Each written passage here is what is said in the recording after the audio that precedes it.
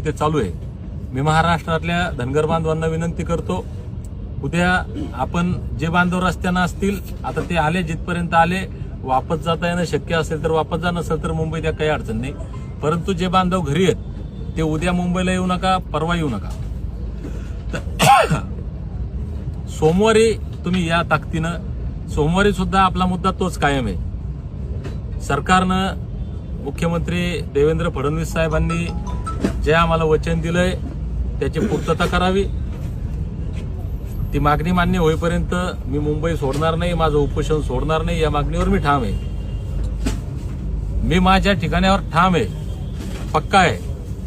आता जबाबदारी तुमची धनगर बांधवांनो। कालपर्यंत, आजपर्यंत परीक्षा होत्या, कालपर्यंत लग्न होते, उद्या गुढीपाडवा आहे, गारपीट झाली, पाऊस झाला, कोणाला ज्वारी काढायची, कोणाला गहू काढायचे, कोणाला हरभरा काढायचंय। तुमच्या अडचणी आम्ही सगळ्या समजून घेतल्या। आम्ही आतापर्यंत तक्रार नाही केली, कारण हे खरं आहे, तुमच्या अडचणी आहेत। तुम्ही मुंबईला यायला तयार आहे, मला माहिती आहे। तुमच्या भरोशावरच आपण हे एवढं मोठं आंदोलन इथं पुकारलं होतं। ही लढाई माझ्या हिमतीवर नाही केली, ही लढाई भगवानराव माथलेच्या भरोशावर, चराटे साहेब असतील, विजूभाऊ तमनरे, आमचे मोहन नाना देवकाते, पातोंड साहेब, सातपुते मामा, संतोष भाऊ कोल्हे, आमचे पुजारी साहेब, सगळे जेवढे मंडळी आहे, मी एक नावं घेतले प्रातिनिधिक स्वरूपात। या एकाच्याही भरोशावर ही लढाई सुरू नाही केली आपण, ही लढाई तुमच्या भरोशावर सुरू केली। कारण मला माहिती आहे जालन्यात तुम्हाला कोण 1 रुपया दिला नाही, याच्यापैकी एकाही लोकांनी तुम्हाला सांगितलं नव्हतं की तुम्ही गाड्या करून या। तुम्ही तुमच्या मनानं आले होते, तुम्ही ठरवलं होतं, तुम्ही दीपक बोराडेवर विश्वास ठेवला होता, तुम्ही दीपक बोराडेवर विश्वास ठेवला आणि तुम्हाला असं वाटलं होतं की हा लढा आमच्या लेकराबाळांच्या कल्याणासाठी चालू आहे। म्हणून आता तुम्हालाच विनंती माझी, या लोकांना नाही।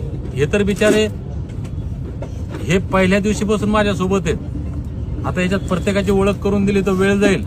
हे सगळे मोठे लोक आहेत, सगळ्या बाबतीत माझ्यापेक्षा वयानं मोठे, पैशानं मोठे, सगळ्या बाबतीत मोठे आहेत। चांगले घरं, हे फुटपाथवर झोपले ते लोक, यांना गरज नाही काही।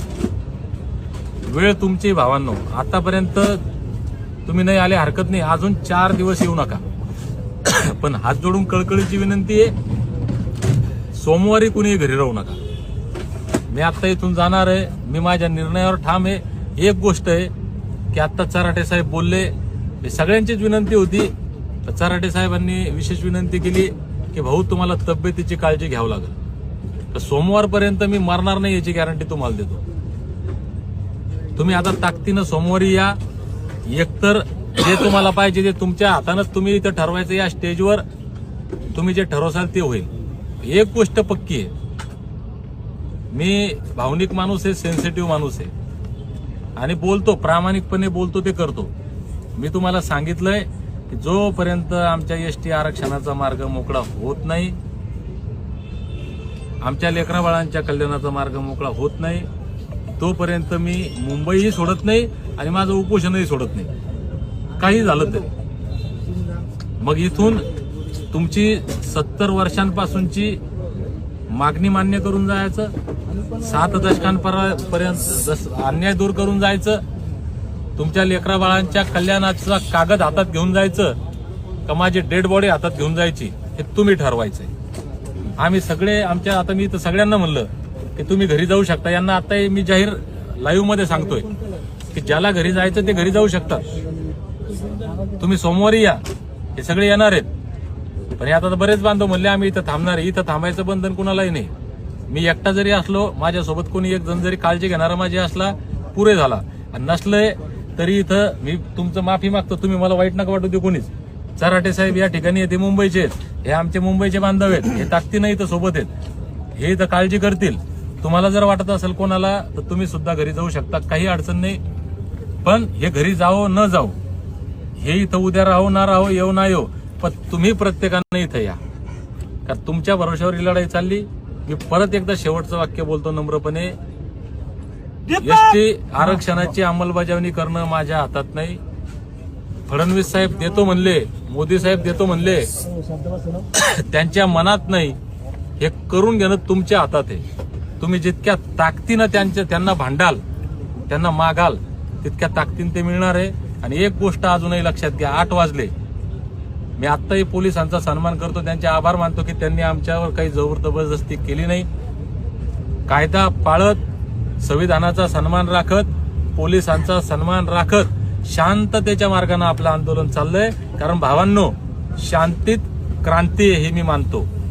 आपण जालन्याचं आंदोलन 2 ऑक्टोबरला महात्मा गांधीजींच्या जयंतीच्या दिवशी स्थगित केलं होतं विजयभाऊ, आणि तिथं सांगितलं होतं की हे आंदोलन शेवटपर्यंत शांतीने चालल. मी माझा शब्द पाळतोय आणि माझ्यापेक्षा जास्त महत्वाचं या सगळ्यांचे आभार आहे की हे सगळे सुद्धा माझ्या शब्दाला मान देत, माझा शब्द पाळण्यासाठी मला मदत करतात. म्हणून आम्ही सगळे आपापल्या ठिकाणावर ठाम आहे, प्रामाणिक आहे, लढतोय. त्याच्यामुळे आता तुम्ही 4 दिवस इकडे मुंबईकडे नाही आलं चालतं. मुंबईच्या लोकांना मात्र विनंती आहे, चराठे साहेब, मुंबईचे लोक दररोज मला भेटायला या. पुजारी साहेब, तुम्ही आले तर मला थोडंसं, म्हणजे मला जेवायला अन्न नसलं तर काही होत नाही दादा, तुम्ही भेटले ना तर मला ऊर्जा मिळते. म्हणून मुंबईच्या लोकांनी या, महाराष्ट्रातल्या लोकांनी 4 दिवसात नाही आलं चालतं, पण सोमवारी कोणी घरी राहू नका एवढं बोलतो.